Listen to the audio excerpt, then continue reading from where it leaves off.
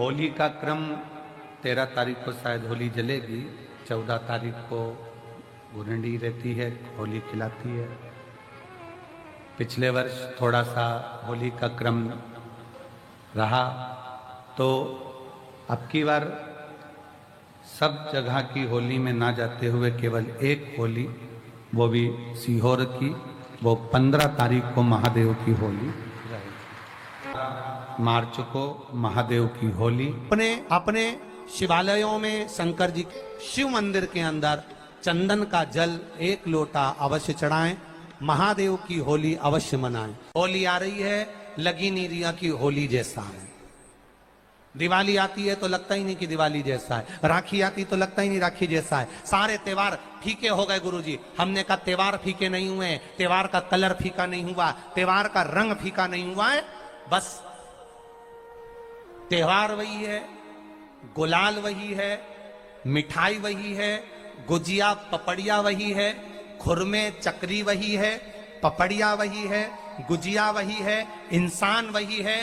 बस बाजार में से जो रौनक समाप्त नहीं हुई है, रौनक आपके भीतर की समाप्त हो गई। आपके भीतर इतनी ईर्ष्या भराती गई, इतनी ईर्ष्या भराती गई, इतनी ईर्ष्या भराती गई कि वो ईर्ष्या के कारण, उस अहंकार के कारण, उस अहम के कारण तुम एक दूसरे से मिलना पसंद नहीं कर पाते। पहले के लोग कहते थे हमारे यहाँ जब होली होती थी इतने लोग आते थे, मिलने जाते थे, गुलाल लेकर जाते थे। आजकल तो कोई दिखता नहीं है। कारण केवल इतना सा है, तुम्हारा अहंकार, तुम्हारा ईगो, तुम्हारा अभिमान तुम्हें अपने घर से बाहर नहीं निकालता। तुम घर से बाहर नहीं निकलते अपने अहंकार के कारण, अपनी काया के कारण, अपनी अभिमतता के कारण। आप दूसरे से मिलना पसंद नहीं करते। जरा सा कोई ने कलर लगाया तुम्हें क्रोध आ गया, जरा सा किसी ने गुलाल लगाया तुम्हें गुस्सा आ गया, जरा सा कोई आया भाभी जी भैया जी करके गुलाल लगा गया, तुम न न न न न न न न न कहां जाओ। इतने वीआईपी हो गए, इतने वीआईपी हो गए, इतने वीआईपी हो गए कि अपने त्योहारों से भी दूर हो गए। मेरा निवेदन है, होली का त्योहार आ रहा है, उस फागुन के त्योहार में मेरा देवाधिदेव महादेव माता पार्वती के साथ होली खेलता है, मेरा कृष्ण कन्हैया राधा रानी के साथ होली खेलता है। आप भी अपने इष्ट मित्रों के साथ होली खेलिए और दिल से खेलिए। अरे सीहोर में, सीहोर जिले में एक होली होती थी, उस होली का नाम हमने पिछली बार बदल दिया था। कौन सी होली कर दी थी? महादेव की होली। पिछली बार हमारे सीहोर जिले में हमेशा होती आई थी वो होली, थोड़ा उसका नाम हमने चेंज कर दिया था तो उसको महादेव की होली कर दिया था। मेरे सीहोर जिले के रहने वाले सभी रहवासियों से, जिले भर के निवासियों से निवेदन करना चाहूंगा, वो पुरानी होली को बंद कर महादेव की होली नाम दिया गया है। शिव मंदिर में जाना है, चंदन का जल शिव जी को 1 लोटा चढ़ाना। एक बात अपनी जिंदगी में उतार कर रखो, शंकर भगवान को घी का दिया भी लगाओ तो तुम्हारे घर में जो असली घी हो, थोड़ा सा भले 1 पत्ती लगाओ, भले इतनी सी बत्ती जलाओ, पर असली घी की जलाओ।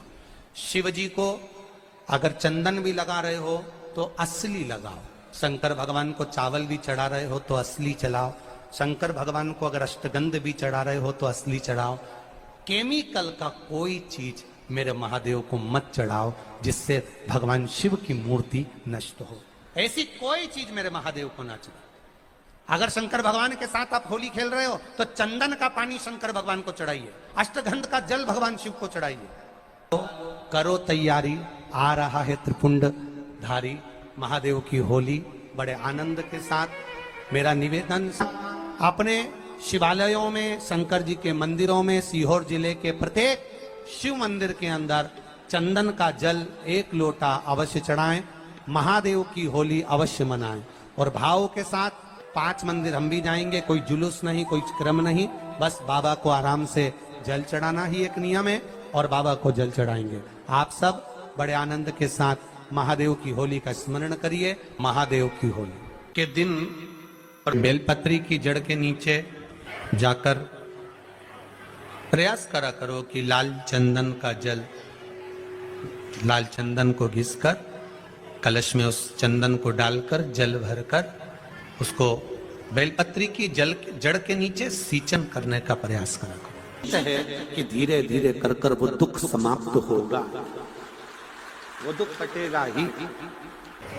एक बहुत ध्यान देने वाली बात है कि अगर मान लो कि कहीं पैसा अटक गया है, नहीं आ रहा है, बहुत अथक प्रयास कर लिया, चंदन का जो जल होता है ये व्यक्ति के जीवन में जो धन कहीं रुक गया, अटक गया, नहीं दे रहा, बेलपत्री के वृक्ष के नीचे, जड़ के नीचे सींचन करने से वो प्राप्त होता है। अथर्ववेद में वर्णन किया गया कि पीपल के वृक्ष की जो जड़ होती है, बेलपत्री के वृक्ष की जो जड़ होती है और आंवले के वृक्ष की जो जड़ होती है, इसके नीचे स्वर्ग का निवास होता है। किसका निवास है? स्वर्ग का निवास। जहां पर ये वृक्ष होता है और उस वृक्ष के नीचे बैठकर हम जब किस जल का सींचन कर रहे हैं, जैसे अभी आपको कहा था कि जल में अगर लाल चंदन मिला हो और आप बेलपत्री के जड़ में सींचन कर रहे हैं तो लक्ष्मी की आवक बढ़ेगी। कहीं पैसा अपना अटक गया, नहीं आ रहा, आएगा। पीपल की जड़ में इत्र का जल, पीपल की जो जड़ होती है उसमें इत्र का पानी, थोड़ा सा जल, उसमें थोड़ा सा इत्र का भाग हो महाराज, और आप भगवान पीपल देव, पिपलेश्वर महादेव का स्मरण कर कर पीपल की जड़ में अगर जल चढ़ा रहे हैं और मान लो शरीर में कोई कष्ट हो गया है, शरीर में कोई रोग हो गया है, कोई मालूम पड़े ये हाथ 4 दिन से दुख रहा है या 4 दिन से ये नस दब गई है या ये कमर दब रही है, तो आप 2-4 दिन कर कर देखो। कलश के अंदर जल, जल में इत्र का थोड़ा सा भाग, पीपल की जड़ के नीचे आप उसका सींचन करिए पिपलेश्वर महादेव के नाम से। उस जल को थोड़ा सा भाग लेकर आ जाओ उसी में से जो चढ़ाया है, और उस स्थान पर जहां कष्ट है उसको लगाना प्रारंभ करिए। 2 दिन 3 दिन कर कर देखो। प्रैक्टिकल करने में क्या जाता है? सीहोर वाला महाराज झूठ बोल रहा हो तो कभी कभी अगर ऐसा लगे जीवन में कि दुख बहुत ज्यादा आ गया है, बहुत तकलीफ आ गई है, सीहोर में महादेव की होली मनाई जाएगी, जिसमें सभी लोग अपने अपने शिवालय में जाकर 1 लोटा चंदन का जल शिव मंदिर में समर्पित करेंगे। सीहोर के निवासी, सीहोर के रहवासी 5 मंदिर, चमत्कालेश्वर मंदिर, गुप्तेश्वर मंदिर, बड़ा बाजार मंदिर, शुक्ला मंदिर और मनकामेश्वर मंदिर में हम भी सीहोर में जाएंगे 9 तारीख को सुबह 10 बजे चमत्कालेश्वर मंदिर से।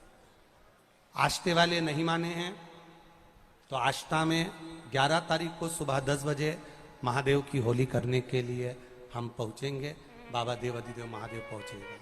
तो सीहोर वालों और आष्टा वालों करो तैयारी, आ रहा है त्रिपुंड धारी महादेव की होली बड़े आनंद के साथ। मेरा निवेदन सीहोर के आसपास के रहवासियों से, आष्टा के आसपास के रहवासियों से कि सीहोर जिनको महादेव की होली का आनंद लेना है वो भगवान शिव की भक्ति अपने अपने शिवालय में जाकर, मेरे सीहोर नगर के सारे निवासियों से कहना, सीहोर जिले के वासियों से कहना, हमारा आना मूल नहीं है। ये तो 5 मंदिर जाते हैं, एक नियम है, नहीं तो उसका कोई शोभा यात्रा या जुलूस का क्रम नहीं। 5 मंदिर में जाकर शंकर भगवान को चंदन का जल चढ़ाना, ये मूल है। महादेव से होली खेलना। आप भी भगवान शंकर के मंदिर जाइए और महादेव को 1 लोटा चंदन का जल अवश्य चढ़ाइए। जो सीहोर जिले के निवासी हैं उनसे कहना है। बाकी क्या आप लोग तो होली बाबा के साथ मनाते ही हैं, जैसा मनाते हैं वैसा ही क्रम आप लोग रखें। हर हर महादेव।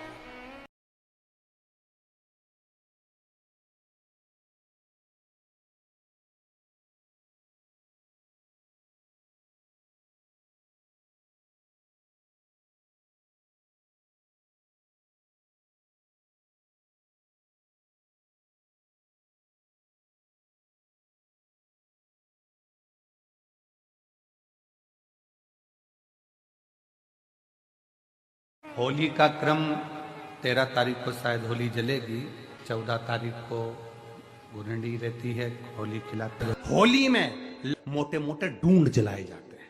ढूंढा की राख तैयार होती है, उसका कालापन जो तैयार होता है उसको उठाकर ले आए और कपड़े में उसको छान कर राख तैयार कर कर 3-4 बार छानने के बाद उस भस्म को 12 बजे से 1 बजे के बीच में शिव जी को समर्पित कर देता है और उस भस्म को उठाकर उसमें घी मिलाकर मस्तक पर तिलक लगाकर चले जाता है। वो जिंदगी में कभी हार नहीं सकता, विजय ही पाकर आता है। उसकी कभी हार नहीं हो सकता।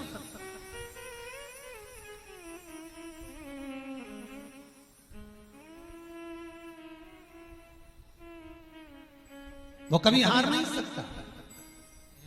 शिव महापुराण की कथा कहती है वो भस्म विजयता को प्रदान करती है। आपको किसी से नहीं करना, किसी के हाथ नहीं जोड़ना, केवल वो भस्म का तिलक लगाकर जिससे आपका काम निकालना है उसके सामने पहुंच जाए, आपको सुख का अनुभव हो जाए, कार्य सिद्ध। तो भस्म इतनी प्रबल होती है। शरीर में बहुत बड़ा रोग हो गया, छूटने को तैयार नहीं है, बड़े बड़े इलाज करवा लिया, बहुत दिखा लिया, बहुत सब दूर इलाज करवाया, सब दूर दिखाया, पर मिटने को तैयार नहीं है। तो फिर अबीर का प्रयोग, एक चावल का दाना, एक श्वेत पुष्प और अबीर भगवान शंकर को समर्पित कर धीरे धीरे धीरे धीरे शरीर का रोग अपने आप समाप्त होना प्रारंभ हो जाए। पूरी कहानी गलत बताई। अगर दुनिया के लोग सही कहानी बताते तो भतीजा और बुआ का संबंध खराब नहीं होता। कहानी गलत थी ना। लोगों ने कहा, हिरण्यकशिपु ने अपनी बहन से कहा, बहन तू अपने भतीजे को गोदी में रखकर बैठ जा और चादर ओढ़कर बैठ जाना, तू बच जाएगी, तेरा भतीजा जल जाएगा। तो बुआ भतीजे को जलाने के लिए गोदी में लेकर बैठी। बोलो सही है कि गलत है? लोगों ने कहानी गलत बताई। होलिका, लोगों ने कहा उसने अपने भतीजे को जलाया। पहले तो होलिका का नाम तो निकालो कि होलिका का नाम क्या है। कथा वालों ने कह दिया हिरण्यकशिपु की बहन थी होलिका, वो अपने भतीजी प्रहलाद को गोदी में लेकर बैठ गई। वो प्रहलाद को हाथी के पांव के नीचे डाला, खोलते तेल में डाला, अग्नि में डाला, इसमें डाला, उसमें डाला, नहीं मरा। आखिरी में अपनी बहन से कहा होलिका, तो अपने भतीजे को गोदी में लेकर बैठ जा। पहले उस होलिका का असली नाम तो लाओ, जिस होलिका का नाम विष्णु पुराण में डूंडा लिखा है। क्या नाम लिखा है? डूंडा। होलिका का असली नाम लिखा है विष्णु पुराण में डूंडा। इसलिए आज भी होली में लकड़ी नहीं जलाई जाती, मोटे मोटे डूंड जलाए जाते हैं, क्योंकि उसका नाम डूंडा है। और डूंडा बैठी अग्नि में, भतीजे को गोदी में लेकर बैठ गई। उसके पास में एक ब्रह्मा जी की चादर थी, जिसको ओढ़ कर बैठ जाती थी तो आगी में जल नहीं सकती थी। डूंडा ने देखा चारों तरफ से आगी लग गई, मेरा भतीजा जल जाएगा। तो बुआ को लगा मेरा भतीजा जल जाएगा। बुआ वो होती है जो दुआ देती है, बुआ कभी बद्दुआ नहीं देती है। और डूंडा ने अपनी चादर को उतारा, आगी चारों तरफ से लग गई। बुआ को लगा मेरा भतीजा जल जाएगा, तो अपनी चादर उतार कर अपने भतीजे पे डाल दी और बुआ खुद जल गई, पर अपने भतीजे को नहीं जलने दिया। ये कथा है, पर लोगों ने उसको पूरी पलट दिया, पूरा पलट दिया। बुआ कब जलाई अपने भतीजे को? होली का क्रम 13 तारीख को शायद होली जलेगी, 14 तारीख को गुरंडी रहती है, होली खिलाती है। पिछले वर्ष थोड़ा सा होली का क्रम रहा, तो अब की बार सब जगह की होली में ना जाते हुए केवल एक होली, वो भी सीहोर की, वो 15 तारीख को महादेव की होली, मार्च को महादेव की होली। अपने शिवालयों में शंकर जी शिव मंदिर के अंदर चंदन का जल 1 लोटा अवश्य चढ़ाएं। महादेव की होली अवश्य मनाएं। होली आ रही है, लगी नहीं रिया की होली जैसा है।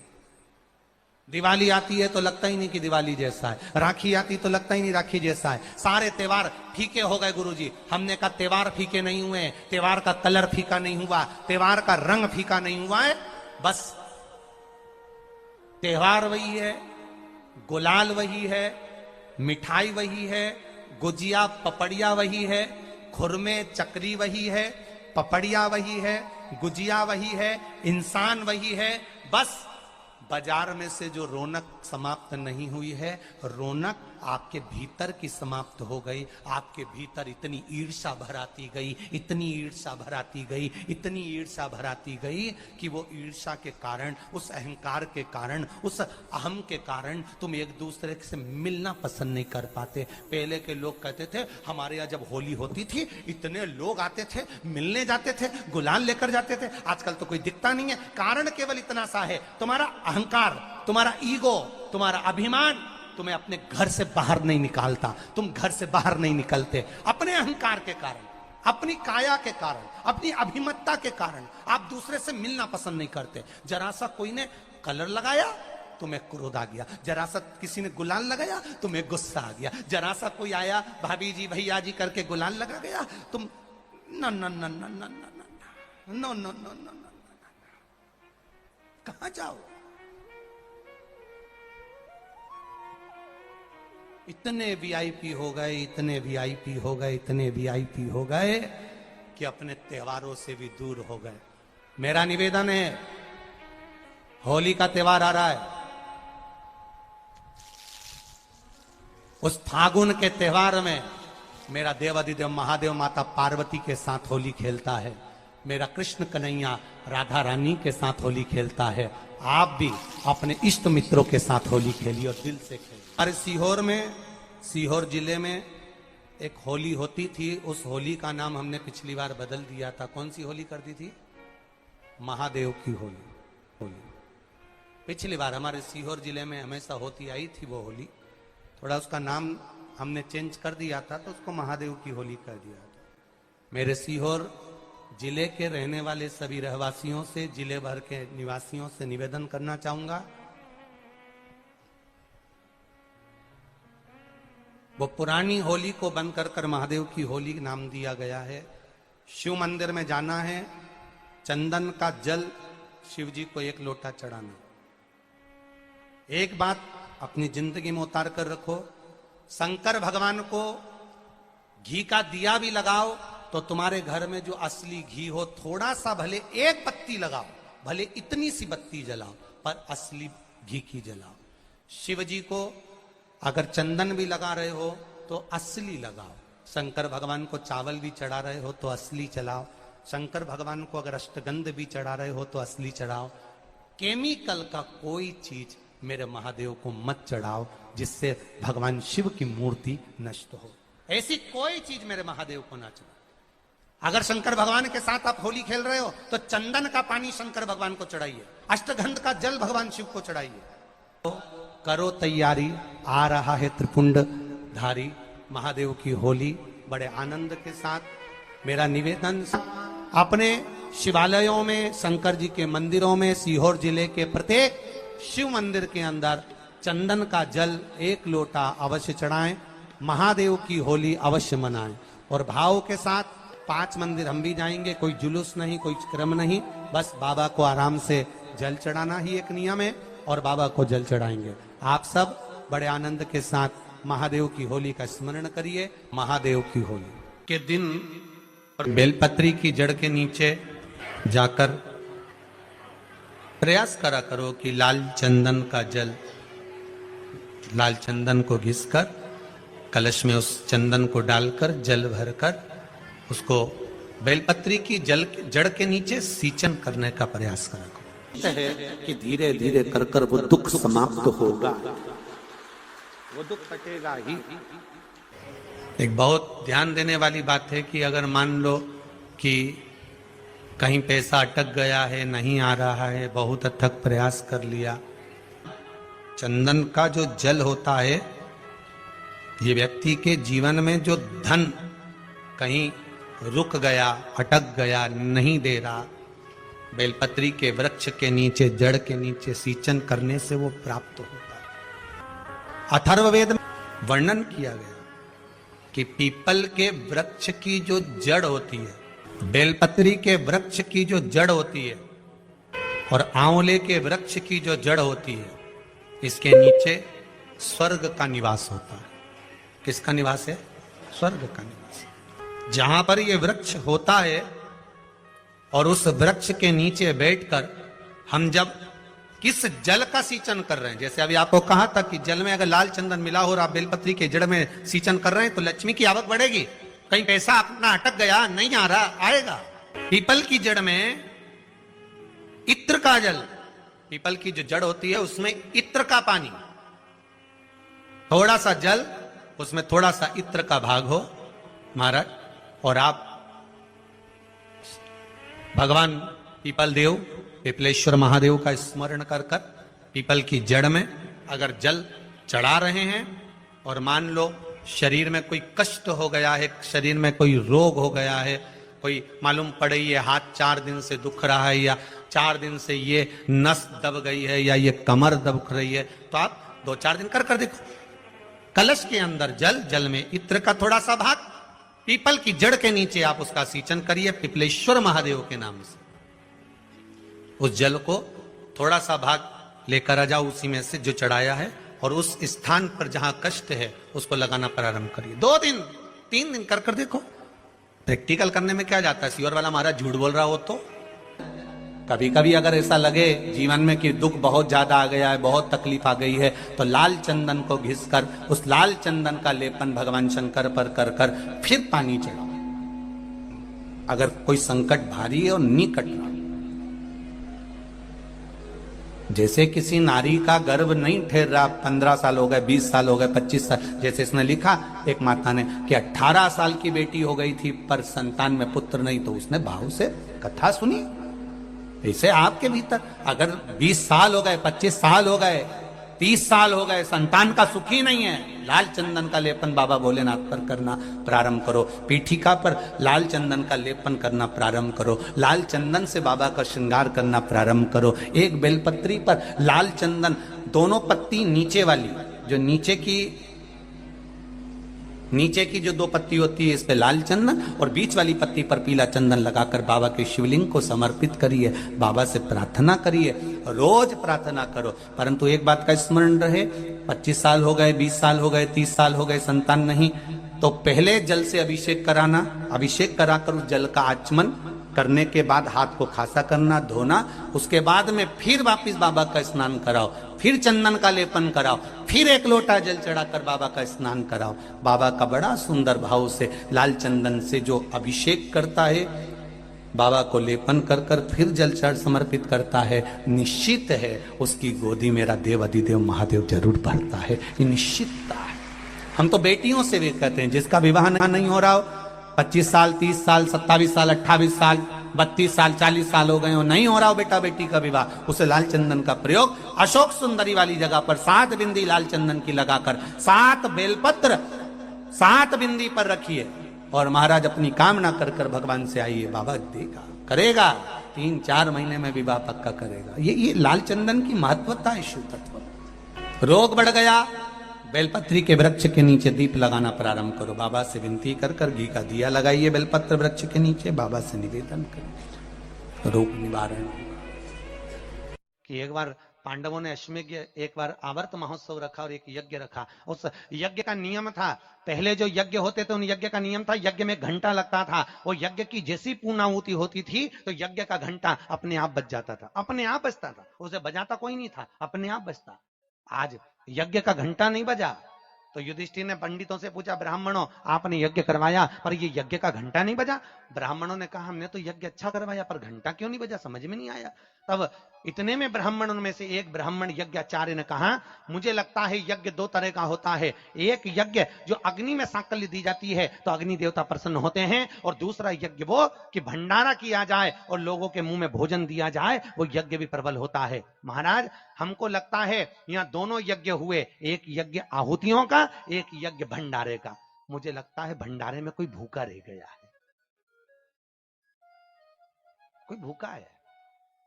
अब वो भूखे व्यक्ति को ढूंढो। पांडव गए और पांडव जाकर जरा पता करो कि भूखा कौन है अपने नगर में, यज्ञ का घंटा बजेगा। जाकर देखा तो एक कुटिया में एक संत बैठे हुए थे। बाबा आपने भोजन किया है? नहीं। आपने भोजन नहीं किया? नहीं। क्यों नहीं किया? मैं काय को भोजन करूं, भंडारा हो रहा, चलो भोजन करो। नहीं नहीं मैं नहीं करता। भंडारे में भोजन नहीं करोगे? नहीं। क्यों नहीं करोगे? मैं उसके घर में भोजन करता हूं जो मेरे को 108 अश्वमेध यज्ञ का पुण्य देता है। पांडव मेरे को 108 अश्वमेध यज्ञ का पुण्य दे दे, मैं उनके यहाँ भोजन कर लूंगा। अब पांडवों ने सोचा अपनी जिंदगी में पहला तो अश्वमेध यज्ञ कर रहा है, और 108 अश्वमेध यज्ञ तो हमने कभी जिंदगी में नहीं करे, तो हम इसको पुण्य कहां से दे बाबा को। पांडव चले गए। द्रौपदी ने पूछा कोई मिला? हाँ, एक संत मिला है, पर 108 अश्वमेध यज्ञ का पुण्य मांग रहा है। द्रौपदी ने कहा चलो मैं लेके आती हूँ उस बाबा को। द्रौपदी गई, रथ लाया गया। द्रौपदी ने कहा रथ में बैठकर नहीं जाऊंगी, पैदल जाऊंगी। चप्पल लाई, द्रौपदी ने कहा नग्न पैर से जाऊंगी। नंगे पैर द्रौपदी उस संत के दरवाजे पर पहुंच गई। बाबा चलो, हमारे यहाँ यज्ञ हुआ है, भंडारे का भोजन करना। बाबा कहते हैं द्रौपदी तुझे मालूम नहीं, मुझे 108 अश्वमेध यज्ञ का पुण्य दे दे, मैं तेरे यहाँ भोजन कर लूंगा। द्रौपदी ने कहा लो बाबा, संकल्प छोड़ती हूं और 108 अश्वमेध यज्ञ का पुण्य तुमको देती हूं। संत ने कहा द्रौपदी तेरे पति ने तो कभी पूरे यज्ञ नहीं करे, तूने कब कर लिए? द्रौपदी बोली बाबा मैंने सुना है मेरे कृष्ण के मुख से, जब कोई व्यक्ति अपने घर से निकलकर किसी संत के दरवाजे पर, किसी कथा के पंडाल में, किसी मंदिर पर, किसी तीर्थ में पैदल पैदल जाता है, जितने कदम चलकर जाता है उतने अश्वमेध यज्ञ वो अपने जीवन के कर लेता है महाराज, उतने अश्वमेध यज्ञ वो अपने जीवन के करता है। और द्रौपदी ने कहा बाबा मैं तुम्हारे दरवाजे पर चलकर आई हूं, 18,000 कदम मैं चलकर तेरे दरवाजे पर पहुंची हूं, उसमें से 108 अश्वमेध यज्ञ तुमको देती हूं। संत उठकर खड़ा हो गया, द्रौपदी के यहां गया, भोजन करा, तो यज्ञ का घंटा बज गया महाराज, यज्ञ का घंटा बजा।